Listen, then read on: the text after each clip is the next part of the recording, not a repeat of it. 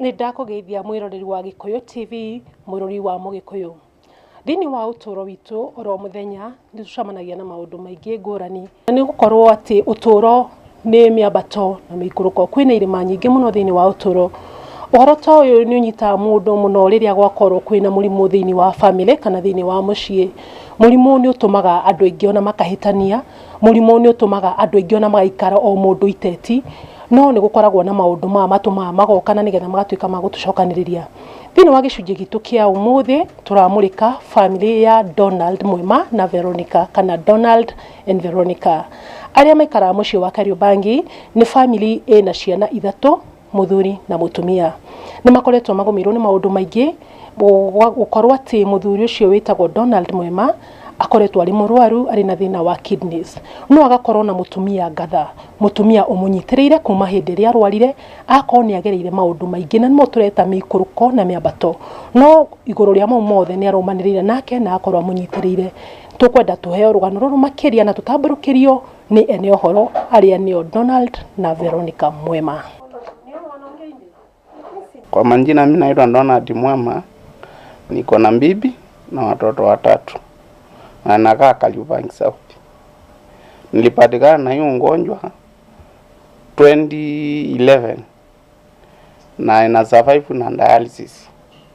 Na nimepitia mambo mengi kwa hiyo ugonjwa, nimekaa siku yote mimi naumwa.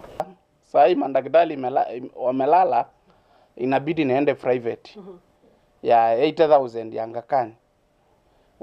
Kwa kitu walikuwa wanatoa kwa tumbo, wanasema wanaona infection, wajui ni TB, wajui ni nini, wanaona kitu kama chemicals kwa pande moja ya mababu. Hapa sasa, hapa wameweka kitu wanaitanga catheter. Hapa saa hii ndio natumia kufanywa dialysis nayo. Hapa ndio wanatolea damu, wanaosha na wanarutisha. Saa hii wakianza dress, saa hii ni usaa inatoka, sio damu. Saa hii ni usaa inatoka, wakifungua, wakifanya dressing, wakiosha hiyo mkono, hiyo kidonda, ni usaa inatoka. Ilikuwa inatoka tunyama tu pieces. Wakifinya badala itoke usaa, inatoka tunyama tu pieces. Ndani sasa. Ndani, twaoiti. Kwa majina naitwa Veronica Mwema. Mwema ni mzee wangu. Kutoka 2011 mwezi wa 3 amekaa akiishi na hiyo shida ya kidney. Amesurvive kwa dialysis for long. Challenges ni mingi zenye tumepata na tunza familia yake, lakini kwa saizi imefika kiwango ya kutegemea, lakini si yeye tumtegemee. Juu watoto wanataka kusoma, anafaa aende hospitali. Hospitali zenyewe ni expensive. Tukakaa hapo, ikawa kama ni kuenda mnatoka huko kama saa 10 ama saa 9 ya usiku, mnakaa the whole day kama mjapata mashini.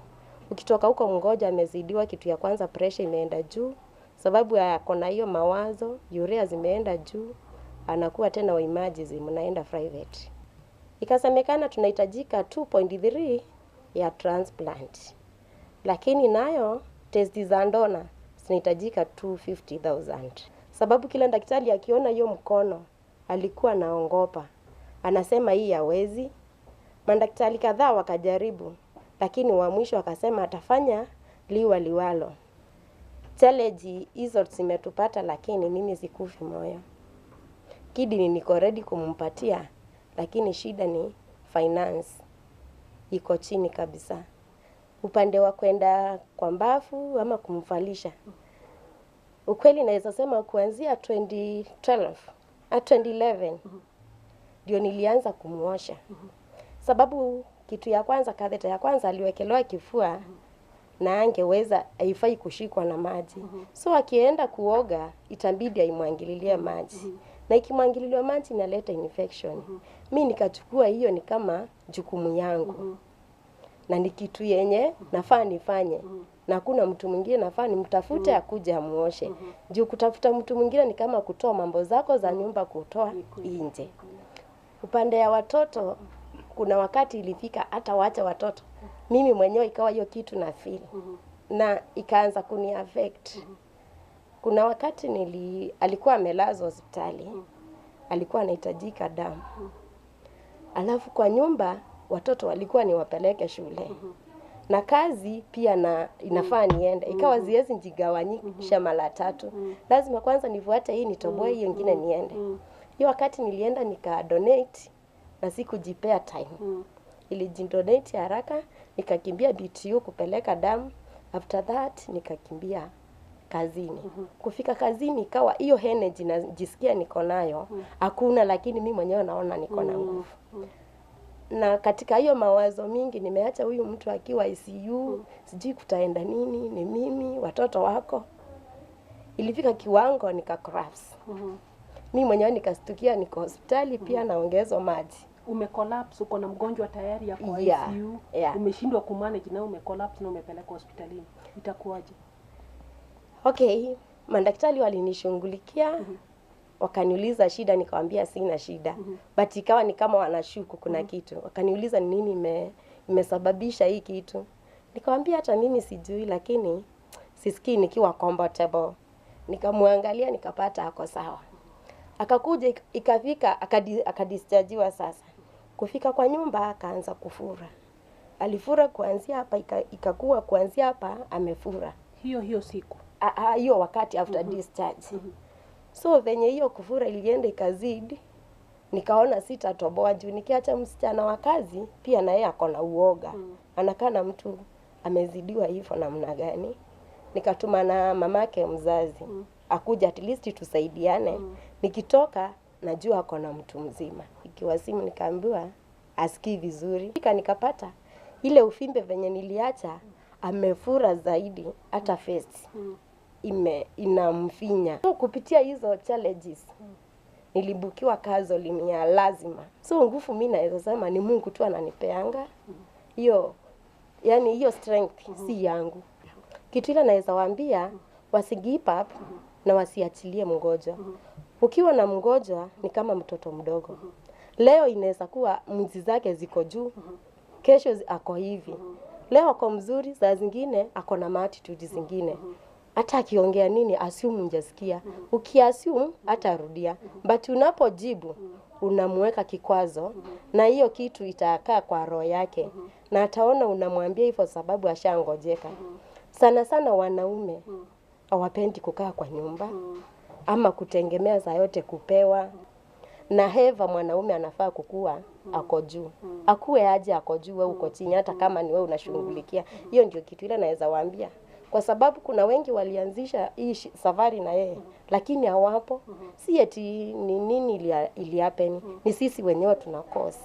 Ukimpea stress, pressure inaenda juu. Mimi naweza shukuru familia yangu juu kitambo ningojeke waje niondoke.